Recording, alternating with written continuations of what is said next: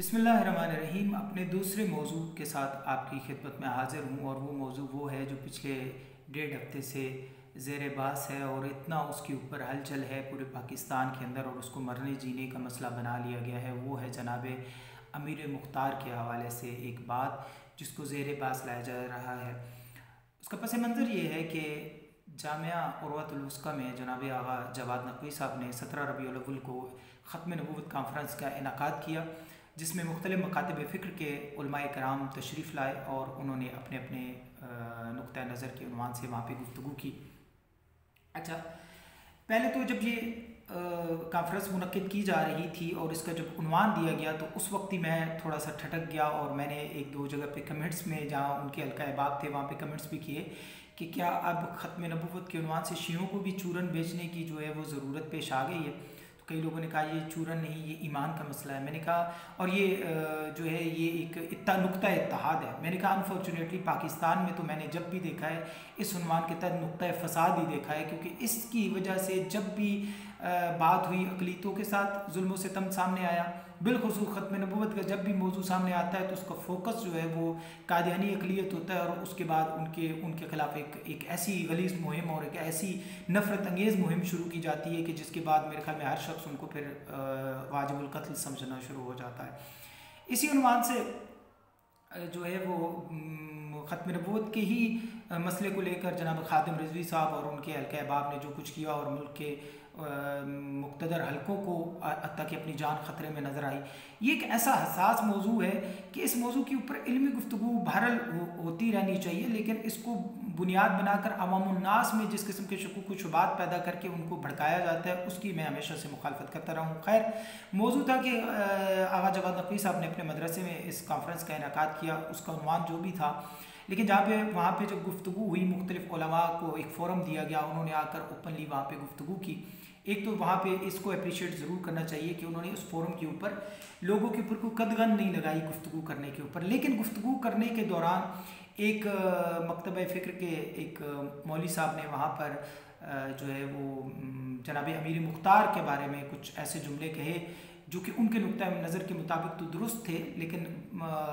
उसके हवाले से यकीनी तौर पर अहले तशय्युअ में इस्तराब पाया गया। अच्छा, हम उस गिरोह से जो है वो उस बंदे से जिसने ये बात की, यानी जिस मकतब फ़िक्र के मौलवी ने ये बात की, हम उस गिरोह से खैर की तवक्को रख रहे हैं कि वो कोई ऐसी बात करेगा, क्योंकि हमेशा से उस गिरोह ने ख़त्म नबूवत का जब भी मौजू बहस उनके अंदर आया तो इस उन्वान से उनके ज़हन में हमेशा शर और हमेशा उस उन्वान से उन्होंने फित्ना फ़साद ही फैलाने की कोशिश की। लिहाजा उसी तसल्सल को सामने रखते हुए उस मौलवी साहब ने जनाब क्या बोलते हैं कि जनाब अमीर मुख्तार के बारे में बदज़ुबानी कर दी। अब उस मौलवी का एक नुक्ता नज़र अपनी जगह पे, लेकिन वहाँ उसको ज़ाहिर है उस खड़े खड़े उसको जूते तो नहीं मारे जा सकते थे कि उसको पकड़ कर वहाँ पे जूते मारे जाते, और ना अमीर मुख्तार जो हैं वो ऐसी कोई शख्सियत, ना शियों के लिए वो कोई इमाम का दर्जा रखते हैं, ना वो कोई नबी का दर्जा रखते हैं। बहरहाल एक काबिल एहतराम शख्सियत उस उन्वान से हैं जैसे अहले सुन्नत के अंदर भी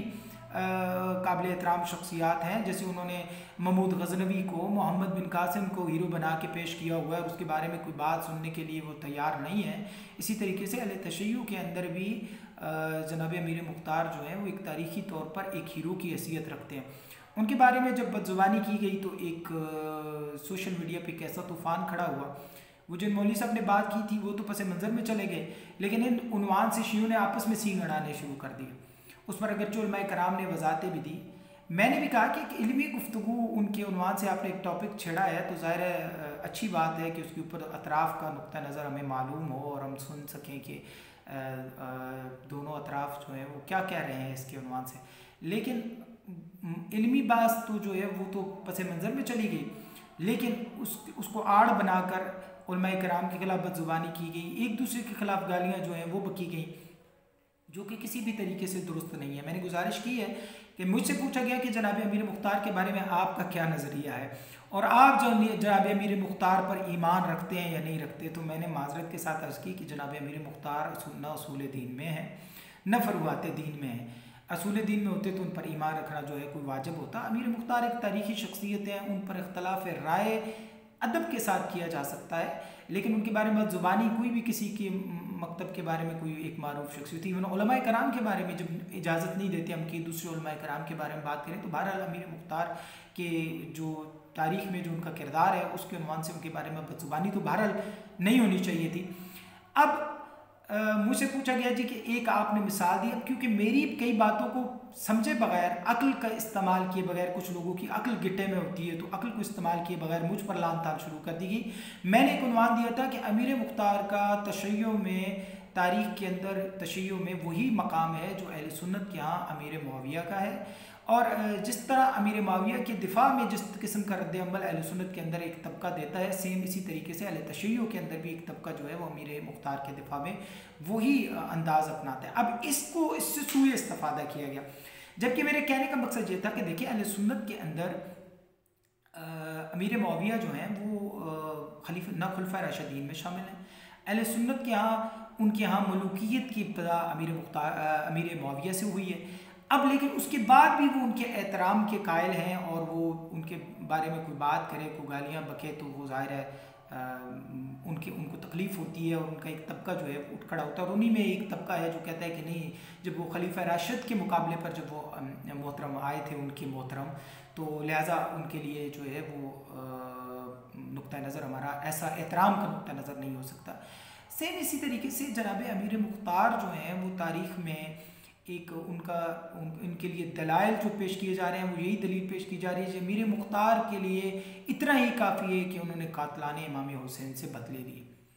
अगर तो एहतराम के लिए यही कुछ काफ़ी है तो फिर तो मैं माज़रत चाहूँगा, फिर तो मज़ीद आपको इल्मी हवाले से तहकीक की ज़रूरत है और इस मौजू पर आपको मज़ीद भी कुछ पढ़ना पड़ेगा। लेकिन बहरहाल मैं बज़ाते ख़ुद मुझसे मेरा नज़रिया पूछा गया तो मैं जनाब अमीर मुख्तार की तौहीन व तनकीस का भी कायल नहीं हूँ और ना उनको कोई इतना नबी या इमाम के ओहदे की तरह दर्जा देने के लिए कायल हूँ कि बहुत सारे लोगों की पोस्टें देखी कि कहा कि जो इन पर ईमान नहीं रखता वो शीयत से खारिज है, वो काफिर है, और बत्ता के अमीर मुख्तार के साथ अलैहिस्सलाम के अलक़ाबात भी जो है वो लगाए जाने लगे। तो इतनी मैं हमेशा से आखिरी बात वही कहूँगा कि हमेशा से अफरात व तफरीद का मुखालिफ रहा हूँ कि म्यान रवी का रास्ता इख्तियार किया करें, न किसी चीज़ों को इतना बढ़ा दिया करें कि उतरी ना हो तो उस मकाम से भी बढ़ा दिया जाए, और न चीज़ों को इस तरह गिराया करें कि आपके लिए वो उनके दरमियान में इसकी बुनियाद पर नफरतें फैलें। तो गुजारिश ये इस पैगाम के अंदर भी कि उन तारीख़ी शख्सियात की बुनियाद पर आपस में इख्तलाफात पैदा न करें और लान तान न करें, बल्कि इल्मी अंदाज में अगर आपके दरमियान में किसी नुक्ता नज़र के ऊपर इख्तलाफ है तो उस इख्तलाफात की बुनियाद के ऊपर लड़ाई झगड़े करने के बजाय